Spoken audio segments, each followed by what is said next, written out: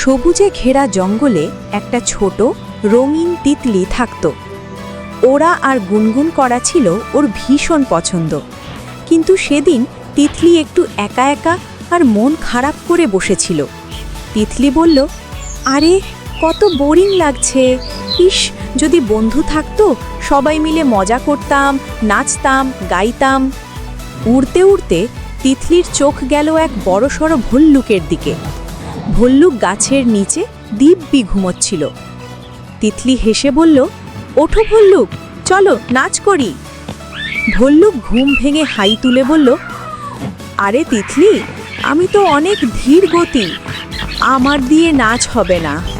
তিতলি হেসে বলল, আরে নাচ দ্রুত হোক বা আস্তে, মজা থাকলেই হলো তো। তারপর ওরা ডেকে নিল খরগোশকে। খরগোশ তখন মজা করে গাজর খাচ্ছিল। তিতলি বলল, খরগোশ আসো না আমাদের সাথে। খরগোশ লাফিয়ে উঠে খুশি হয়ে বলল, নাচ? আরে আমি তো রোজ লুকিয়ে লুকিয়ে প্র্যাকটিস করি, আজ তো জমে যাবে। এমন সময় ময়না পাখি উড়ে এসে বসল। খুশি হয়ে এসে বলল, আমি তোমাদের জন্য গান গাইব, তোমরা সবাই নাচো। এরপর শুরু হলো ডান্স প্র্যাকটিস। ভল্লুক ধীরে সুস্থে নিজের মজার নাচ দেখালো। ওর বড় বড় পা মাটিতে ধপধপ করছিল।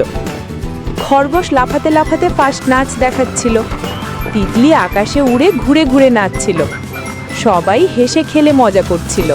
নাচতে নাচতে হঠাৎ মজার গন্ডগোল হলো। ভল্লুক ধপাস করে পড়ে গেল। সবাই হো হো করে হাসল।